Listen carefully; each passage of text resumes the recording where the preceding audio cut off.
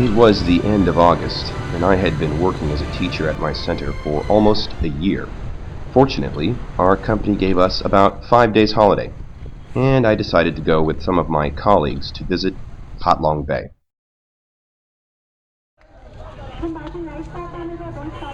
So late one morning, we found ourselves at the docks in Halong City, after a harrowing 3-hour bus ride from Hanoi, of course.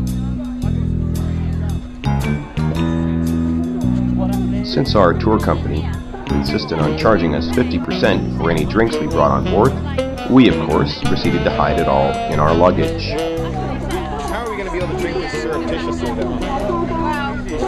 We'll figure it out later.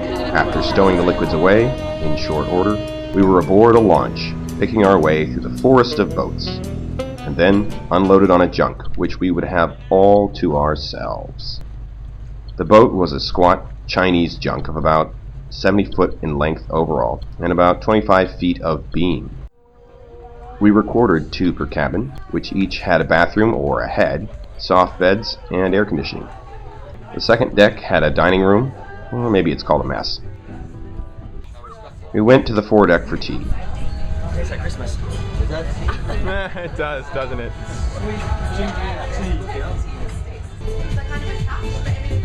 Followed by a multi-course meal in the dining room.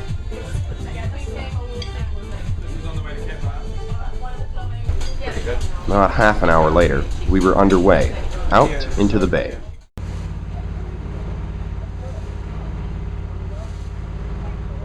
It seemed that due to the layers of regulations, all boats followed the same schedule to the same places.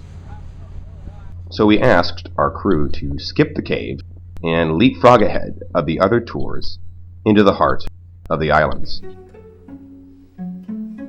Halong is a large bay filled with small limestone islands and rocks, each covered in green scrub. The boat slowly trolled through the narrow channels between steep green cliffs that rose immediately out of the water. It was a maze of waterways that opened up to a different view every few minutes.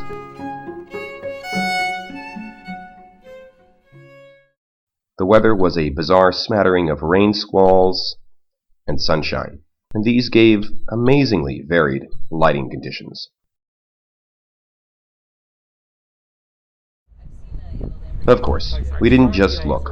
We also relaxed and talked and played Chinese chess. Does Reese need to go and get medical attention today, or what did he say now? He'd just woken up and he wasn't really that sure what was going on.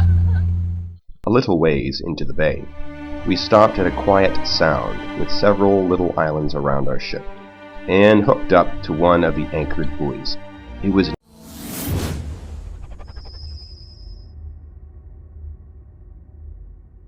nearly deserted, and we got into kayaks for a serene paddle around the area. Bomb for the reload. And the stillness was broken. Will everyone stop getting shot? By the melodious voice of Mr. Johnny. Marshall and Cameron taking up the rear. Naturally. Yeah.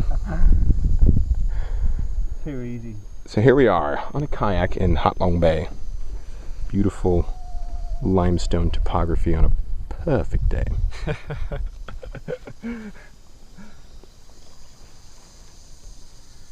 Silence only broken by one loutish communist. Bomb for the reload. From Beatlestown. The short paddle around seemed to tire most of us out, so we retired to the upper deck to relax. Oh God! It'll be Oktoberfest. Then all the girls would have to have their shoulders covered, wouldn't That's okay, they're still sexy. They managed to be sexy. And to jump in the water. 3, 2, 1, jump!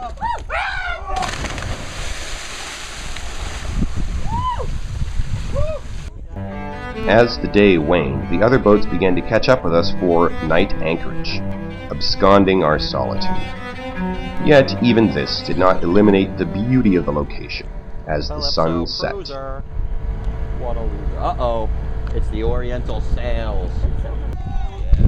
And night set in while we waited for dinner to be prepared. Bound, bound, bound, bound for the reload, reload. With the melodious voice of the Scouser ringing out. Finally, we went to the galley, and dinner was served. After this, we broke out the cards for some Texas Hold'em. Alright, that's good. Yeah. That's good. Okie dokie. And this is quite amazing, isn't it? You're like, Ah, I will check. okay, let's Using toothpicks for chips, but I was soon out, and I didn't opt for another buy-in. I'm in 12. Yet I stuck around to see who won. Surprisingly, the talkative lady in stripes won again, and again, taking all comers. Full house. Oh, bloody hell. Full house. Despite Marshall's coaching. Because Cleaned out the master. Now, Full House Ed. See, this is why I wanted to tell you when it was happening. Ed now has Because there was math that was involved. good. Very good. Late in the evening, several of us went topside to talk and to watch the lightning storm overhead. I didn't stay up too late, and I turned in pretty early.